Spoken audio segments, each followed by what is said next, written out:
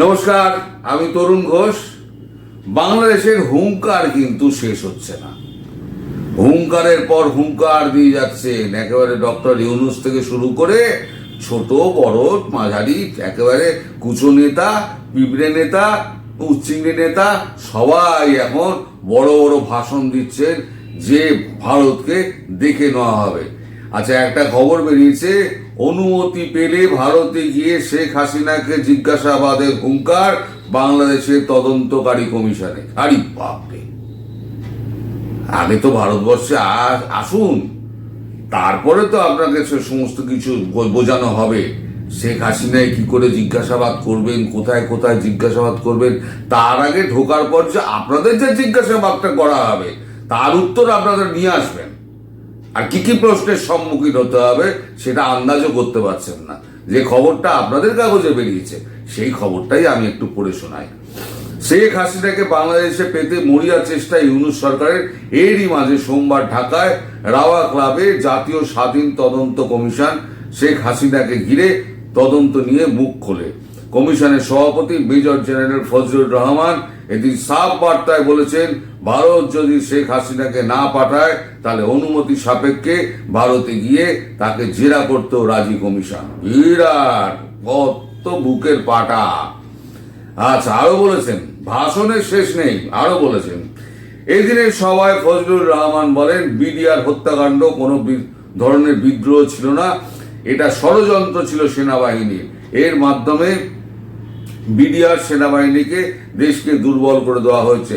তার স্পষ্ট বার্তা, তদন্তের বাইরে কোনো দল বা গোষ্ঠীকে রাখা হবে না, এমনকি শেখ হাসিনাকেও আনা হবে জিজ্ঞাসাবাদের আওতায়। তিনি বলেছেন, আগামী 2 মাসের মধ্যে দেশের ভিতরে কাজগুলি শেষ করে তারপর দেশের বাইরের কাজগুলি শুরু হবে। ফজলুর রহমানের বার্তা, কমিশন তদন্ত করে এমন দৃষ্টান্ত রেখে যেতে চায় যাতে 25শে ফেব্রুয়ারির ঘটনা আর না ঘটে। দৃষ্টান্তমূলক একেবারে কাজ করবেন যাতে ইতিহাস ওই ফজলুর রহমানকে যেন মনে রেখে দেয়। উল্লেখ্য, গত 5 আগস্ট ছাত্র জন অভ্যুত্থানের জেরে মসনদচ্যুতি হয় বাংলাদেশের প্রধানমন্ত্রী শেখ হাসিনা। তিনি চলে আসেন ভারতে। এদিকে ভারতের কাছ থেকে শেখ হাসিনাকে ফেরত চায় ঢাকা। এই পরিস্থিতিতে বাংলাদেশের তদন্ত কমিশনের সভাপতি মেজর জেনারেল অবসরপ্রাপ্ত আলম ফজলুর রহমান বলেন, ভারত শেখ হাসিনাকে দেশে না পাঠালে তাদের অনুমতি পেলে তদন্ত কমিশন ভারতে গিয়ে শেখ হাসিনাকে জিজ্ঞাসাবাদ করবে। শেখ হাসিনাকে তদন্তের ময়দানে আনতে হবে। বাংলাদেশ এতটাই মরিয়াছে, ফজলুর রহমান বলেন, কোন সিকিউরিটি বা যানবাহন না দিলেও কাজ চালিয়ে যাওয়া হবে। সিকিউরিটি বা যানবাহন যদি ভারতবর্ষ প্রোভাইড না করে তাহলেও উনি কাজ চালিয়ে যাবেন। মানে পাকিস্তানের যে বড় বড় ভাষণ না, সেই ভাষণের সঙ্গে একেবারে পুরো মিল খেয়ে যায় আমাদের এই বাংলাদেশে এই সব নেতাদের ভাষণ। কে কত বেশি বলতে পারে ভারতের বিরুদ্ধে, আর এখন প্রতিযোগিতা শুরু হয়ে গেছে। যে যত বেশি বলতে পারবে সে তত বড় নেতা, সে তত বড় উপদেষ্টা। এখন এই কমিশনের যিনি প্রধান, তিনি এখন হুঙ্কার দিয়ে দিয়েছেন, আমাদের যানবাহন আর কোনো সাহায্য লাগবে না, আমরা নিজেরা গিয়ে হাসিনাকে আমরা জিজ্ঞাসাবাদ করে আসবো। তা আপনি প্রথম কথা, আপনি তো ঢোকার অনুমতি পাবেন না। দ্বিতীয় হচ্ছে, এই যে এত বড় বড় কথা বলে বেড়ালেন, গত যত ওই অভ্যুত্থানের নামে যে সমস্ত বদমাইশিগুলো আপনারা করেছিলেন, তখন তো বলেছিলেন Sheikh Hasina billion billion dollar দেশের বাইরে পাচার করে দিয়েছেন। তা 5 মাস তো হয়ে গেল দাদা, এই 5 মাসে তো 1 বিলিয়ন কেন 1 মিলিয়নের আপনারা হিসেব তো দিতে পারলেন না। $1 মিলিয়ন শেখ হাসিনা বিদেশে পাচার করেছেন, সেই তথ্য কিন্তু এখনো দিতে পারলেন না। এখন কি বলছে যে কবে বিডিআর বিদ্রোহ হয়েছিল, সেই বিডিআর বিদ্রোহ কারা করেছিল? সেনাবাহিনী আর বিডিআর মিলে বিদ্রোহটা করেছিল। সেই বিদ্রোহের জন্য তার পেছনে হাসিনা জড়িত আছে, তাই তাকেও তদন্তের আওতায় আনা হবে। আপনি কে মশাই? হরিদাস পাল? আপনি কে? আজকে সরকার গঠন হলে কালকে গিয়ে ভিক্ষের ঝুলিটা নিয়ে রাস্তায় নামতে হবে, কারণ আপনি তো কোথাও জায়গা পাবেন না। আপনি তো সারা দেশে ট্রেটারের, আপনারা যারা আছেন উপদেষ্টা যারা আছেন তারা ট্রেটারের একেবারে ছাপ পড়ে গেছে। আপনারা বিশ্বাসঘাতক, দেশের প্রতি বিশ্বাসঘাতকতা করেছেন, দেশকে রসাতলে পাঠিয়ে দিয়েছেন, দেশে পুরো বেকারত্বে ভরে গেছে। এই গণ অভ্যুত্থানের নামে যে বদমাইশিটা হলো তাতে কি হলো, সমস্ত কারখানাগুলোকে পুড়িয়ে দিলেন, সমস্ত দেশের যত সম্পত্তি আছে সমস্ত ধ্বংস করলেন। কার টাকা গেল? এগুলো কি শেখ হাসিনা করেছিলেন? এগুলো করেছিলেন তো আপনারা, যাদের হয়ে আপনারা গদিতে বসেছেন। আমি তো তা আপনাদের বলবো, আপনারাই তো করেছিলেন। এখন শেখ হাসিনার সমস্ত কিছুর জন্য দায়ী। আপনি আসুন এপারে। ঢাকা শহর আগে ঝকঝক ঝকঝক করতো, এখন ঢাকা শহরের বাইরে ছবি দেখি তো, ঢাকা শহরের বাইরে পা দেওয়া যাবে না, সর্বত্র ময়লা, রাস্তাঘাটে পিচ উঠে গেছে, রংচটা বাস, লটঝড়ে বাস, চারিদিকে ট্রাফিকের একেবারে মানে জঘন্য অবস্থা। কেউ দেখার নেই। আপনারা দেশ শাসন করছেন, আপনার দেশে বেকারত্ব হু করে বাড়ছে, আপনার দেশেরই খবর। এই যে কমিশনের কর্তা যারা আছেন, উপদেষ্টা যারা আছেন, তাদেরকে বলছি, শুনেছি নাকি আপনারা আমার ভিডিও টিডিও দেখেন, শুনেছি, কানে শোনা। আমি বিশ্বাস করি না, কারণ আমার মতো ছোট একটা মানুষের ভিডিও আপনি দেখবেন কেন? তা আপনাদেরই কাগজে বের করা যুদ্ধের জিগির তুলে আস্ফালন ইউনিসের, অথচ হু হু করে বাংলাদেশে বাড়ছে বেকারত্ব। রিপোর্ট না, এটা বেরিয়েছে আমাদের এনডিটিভি রিপোর্টে। বেকারত্ব বাড়ার অন্যতম কারণ হিসেবে মূলত দুটি বিষয়কে চিহ্নিত করেছেন অর্থনীতিবিদরা। প্রথমত, গত এক বছরে বাংলাদেশে তেমন কোনো উল্লেখযোগ্য বিনিয়োগ না হওয়ায়, এবং দ্বিতীয়ত লাগাতার রাজনৈতিক এবং প্রশাসনিক অস্থিরতা।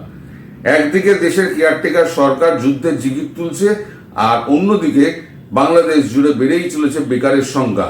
বাংলাদেশের বিভিন্ন সংবাদ মাধ্যমে এই সংক্রান্ত তথ্য তুলে ধরা হয়েছে, সেটাও পশ্চিম দেশের সরকারি হিসেব অনুসারে, মানে বাংলাদেশের হিসেব অনুসারে।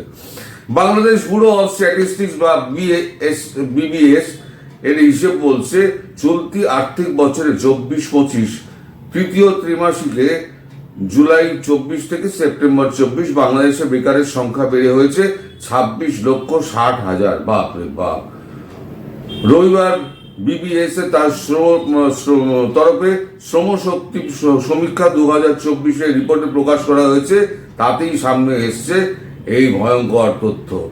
বাংলাদেশে অনলাইন পোর্টাল ঢাকা ট্রিবিউনের প্রতিবেদনে জানানো হয়েছে, international conference of labour statistics এর বা 19তম ICLS এর নিয়ম অনুসারে বাংলাদেশের নয়া বেকারত্বের সংখ্যা নির্ধারণ করা হয়েছে। এই নিয়ম অনুসারে যে সমস্ত ব্যক্তিরা কোনো উৎপাদনমূলক কাজের সঙ্গে যুক্ত থাকা সত্ত্বেও পণ্য বিক্রি বা বাজারে কোনো পরিষেবা প্রদানের সঙ্গে যুক্ত থাকেন না, তাদের বেকার বা কর্মহীন বলে হিসেবে চিহ্নিত করা হয়েছে। এবার দাদা, নিজের দেশটাকে সামলান। নিজের দেশে আর মানুষ তো এবার ভিক্ষা করতে বেরোবে। মূল্যবৃদ্ধি তো আকাশ ছোঁয়া হয়ে গেছে, মানুষের কাছে চাকরি নেই। কখনো মাঠে নেমে দেখেছেন ঠান্ডা ঘরে বসে এই যে বড় বড় বাতেলা ছেড়ে যাচ্ছেন? এদেশে এসে যানবাহন সহযোগিতা ছাড়াও আপনারা শেখ হাসিনাকে জিজ্ঞাসাবাদ করবেন। আপনি একবার বর্ডার পেরোনোর সুযোগ পান না, একবার আসুন না। আমরাও আপনার চেহারাটা দেখার জন্য বসে আছি।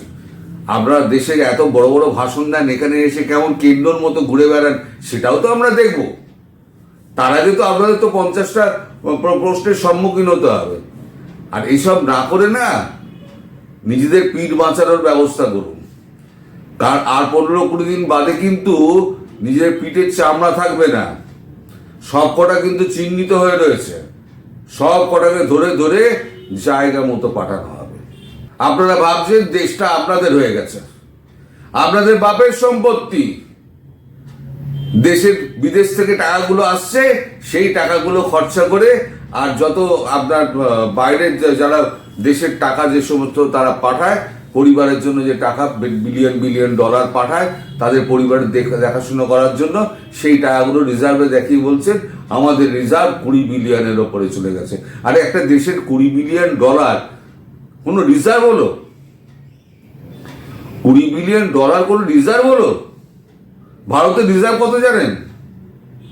720 বিলিয়ন ডলার। 720 বিলিয়ন ডলার রিজার্ভে রয়েছে। তাও আমরা বিদেশে যত সোনা আছে, বিদেশ থেকে সোনা ফোনাগুলো আনার জন্য আমাদের কয়েক বিলিয়ন ডলার চলে গিয়েছে। আমরা তো একে দান করি, ওকে দান করি, আপনাদেরও দান করেছি। আপনারা তো অকৃতজ্ঞ, নেমো খারাপ, তাই আপনারা স্বীকার করেন না। তা আপনাদের মুখে জুতো পরাই উচিত। দেশের লোক যেদিনকে আপনাদের জুতো মারবে সেদিনকে আপনারা শুধরে যাবেন। দেশ ছেড়ে যখন পালাতে যাবেন তখন ইমিগ্রেশনের লোক আপনাকে জুতোতে আপনাকে এয়ারপোর্টের বাইরে বার করে দেবে। তখন এয়ারপোর্টের বাইরে অপেক্ষমান জনতা আপনাদের ধরে একেবারে উত্তম মধ্যম ধোলাই দেবে। সেদিন আপনারা বুঝতে পারবেন যে ক্ষমতার অপব্যবহার করা কতটা অপরাধ। আপনাদের নিয়ে বলাটাই হচ্ছে একেবারে উপর দিকে থুতু ছুটলে নিজের গায়ে পড়বে। কারণ একই ভাষা বলি তো আমরা, একই ভাষা বলি, একই আমাদের কালচার। আমাদের দু দেশের মধ্যে এত ভালো সম্পর্ক ছিল, এই আপনাদের মতো কিছু লোক, এই আপনাদের মতো আজকে দুই দেশের মধ্যে সম্পর্কটাকে বিষিয়ে দিয়েছেন। এত সাপোর্ট থাকা সত্ত্বেও মুখ্যমন্ত্রী মমতা বন্দ্যোপাধ্যায় আজকে বাংলাদেশের ওপর চোটে লাল। এত ভালোবাসছেন বাংলাদেশের মানুষকে, চোটে লাল। আপনি আসবেন আবার ভারতবর্ষে ভিসা নিয়ে এসে শেখ হাসিনাকে আপনি জিজ্ঞাসাবাদ করবেন। দেশের মানুষের মার থেকে আগে বাঁচার চেষ্টা করুন, আর তারপরে তো বাকি ঘটনা তো আমরা 15-20 দিন বাদে যা ঘটবে সে তো বুঝতেই পারছেন। তখন থেকে সব সাবধান হয়ে যাবেন, সব সিধে হয়ে যাবেন। দর্শক সবাই ভালো থাকবেন, সুস্থ থাকবেন এবং সাবধানে থাকবেন। নমস্কার।